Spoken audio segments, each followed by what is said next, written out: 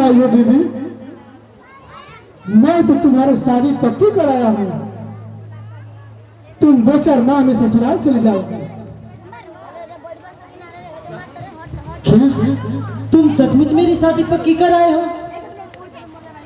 हाँ बेटी, सचमुच तुम्हारी शादी पक्की कर दिया हूँ। तुम उस घर में राज करोगी। दहेज में पूरा 1 लाख रुपया दे रहा हूँ बेटी। 1 लाख रुपए? मगर इतना पैसा कहाँ से देंगे पिताजी? कहाँ से लाएंगे इतना पैसा पिताजी?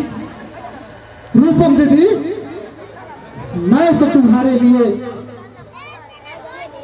आसमान से तारा भी तोड़ कर ला सकता हूँ, फिर 1 लाख रुपए में क्या रखा है?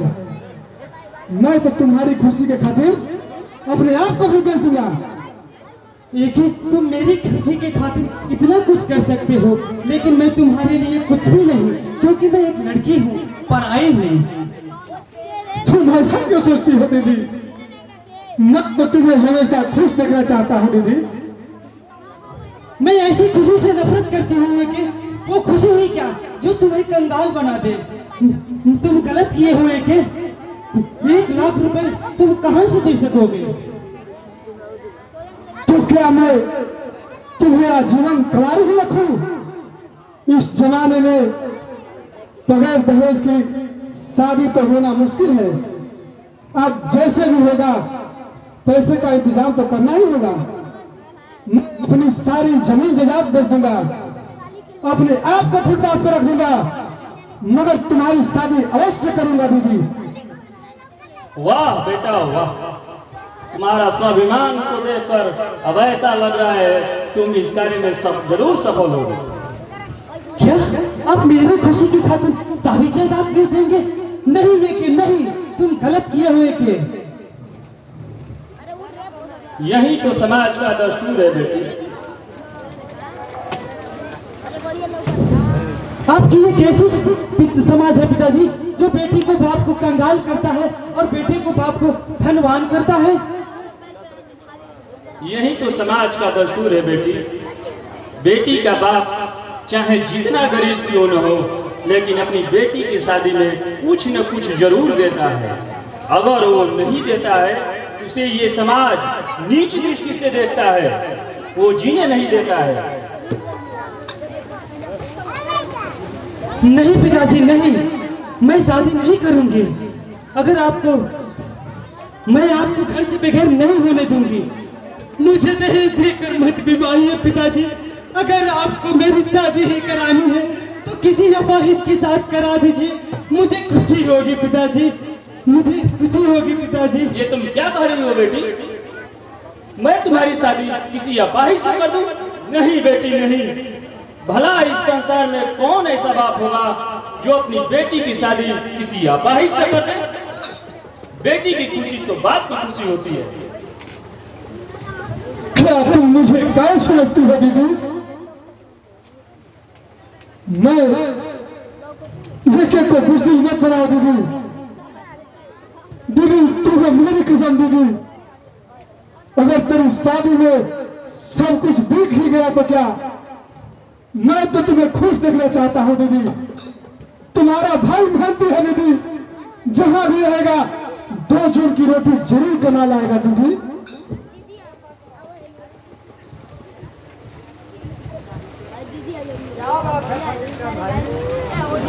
ज्यादा ही परेशान लग रहे हैं।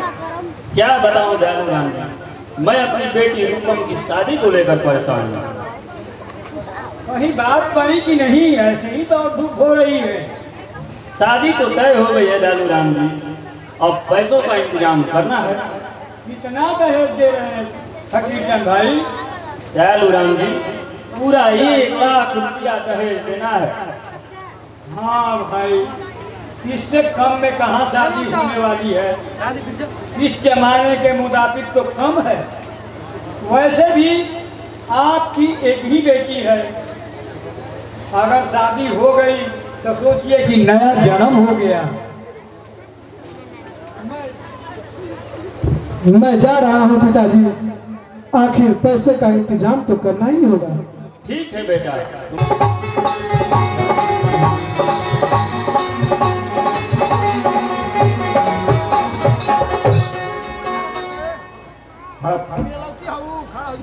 का समाचार ऐसा है खखोरन, किसी के घर में शादी विवाह हो रही है कि नहीं? सरपंच साहब, सुन तो रहा हूँ फकीर चंद अपनी बेटी की शादी 1 लाख में तय कर दी है। क्या फकीर चंद अपनी बेटी की शादी 1 लाख रुपए में तय किया है और मुझे खबर तक नहीं? खखोरा, मैं तुम्हें कितनी प्यार का गांव का कोई भी समाचार हो पहले मुझे बता दिया करो, परंतु तुम सुनता ही नहीं। सरपंच साहब, मुझे तो विश्वास ही नहीं होता फकीर चंद कहाँ से ला पाएगा 1 लाख रुपया। खखोरा, तुम्हें मालूम नहीं उसकी जमीन कितनी कीमती है। अगर वो अपनी जायदाद को बेचता है तो कम से कम 2 लाख रुपए जरूर मिलेंगे। सरपंच साहब, आपके पास जरूर आएगा। इस गांव में आपके सिवा है ही कौन जो उसे पैसा देगा। वही तो मैं भी सोच रहा हूँ खखोरन, अब तक तो फकीर चंद को मेरे पास होना चाहिए था। फकीर चंद को तो आना ही पड़ेगा सरपंच साहब। बन का गिदड़ जाएगा किधर। इस गांव में आपके सिवा है ही कौन जो उसे रुपया देगा। नमस्ते सरपंच साहब। नमस्ते। नमस्ते खखोरन जी। नमस्ते। कहो कैसे आना हुआ? सरपंच, मेरी बहन की शादी है सरपंच साहब, मुझे कुछ रुपए की आवश्यकता है सरपंच साहब, आप मेरी मदद कर दीजिए सरपंच साहब। वो तो मुझे मालूम पहले ही चल चुका था। आपको मालूम है सरपंच साहब? मालूम तो रखना ही पड़ता है, क्योंकि मैं इस गांव का सरपंच जो ठहरा। मैं नहीं रखूंगा तो फिर कौन रखेगा? बोलो, तुम्हें कितने रुपयों की आवश्यकता है? सरपंच साहब, कम से कम 25,000 रुपया की आवश्यकता है मुझे। देखो एक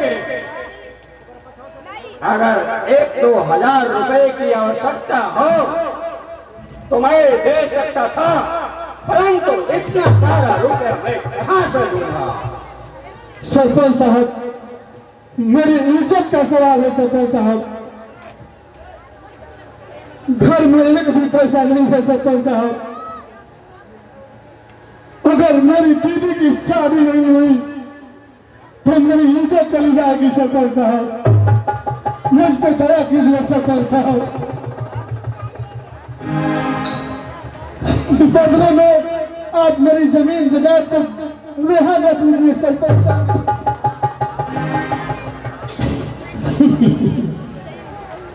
तुम ऐसा क्यों नहीं करते मिस्टर अजय कुमार? रेहन रखने के बजाय 2-4 बीघा बेचकर सारा समस्या का समाधान होता है। नहीं खखोरा जी, नहीं, मैं जमीन नहीं बेच सकता। ये जमीन तो मेरे पूर्वजों की संपत्ति है सरपंच साहब। तो जाओ कहीं और जगह पैसे की बंदोबस्त करो। हमारे पास पैसे नहीं है। सरपंच साहब, मैं और कहाँ जाऊँ सरपंच साहब? मुझ पर दया कीजिए सरपंच साहब। मैं आपको 2-4 माह में ब्याज सहित लौटा दूंगा सरपंच साहब। दे दीजिए सरपंच साहब। आखिर गांव की इज्जत है, गांव की इज्जत आपकी इज्जत है।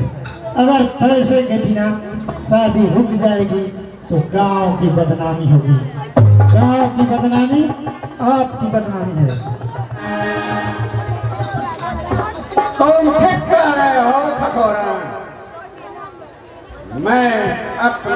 ना मिली कभी बर्दाश्त नहीं कर सकता।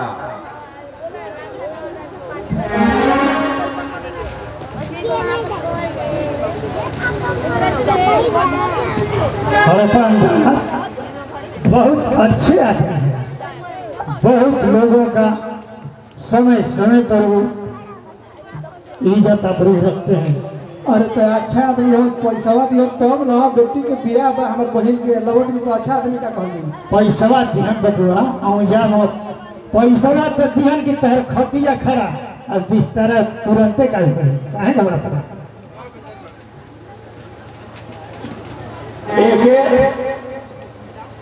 इस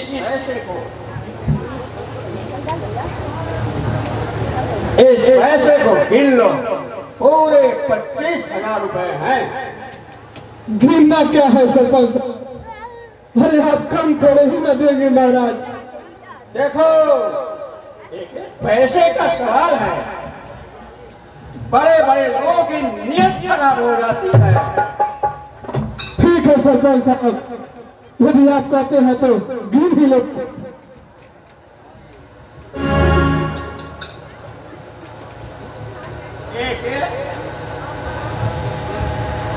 एक जरा इन कागज पर दस्तखत करते तो जाओ।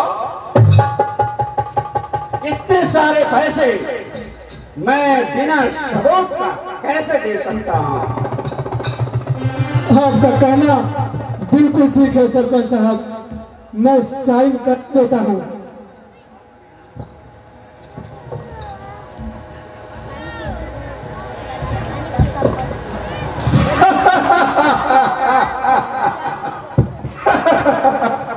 कमीना कहता है पूर्वजों की जमीन है, इसे मैं नहीं बेचूंगा।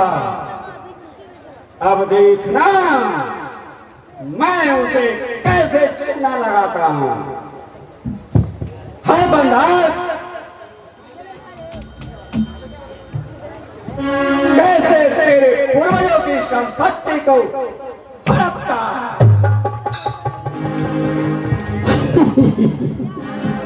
सरपंच साहब, आपने तो उस छोकरे को कसकर चुना लगाया। खखोड़ा, अब उसकी सारी संपत्ति मेरी मुट्ठी में होगी। उसमें मेरा कितना हिस्सा होगा सरपंच साहब? वह जो तुम्हें मिलते आ रहा था। यानी 60-40। तब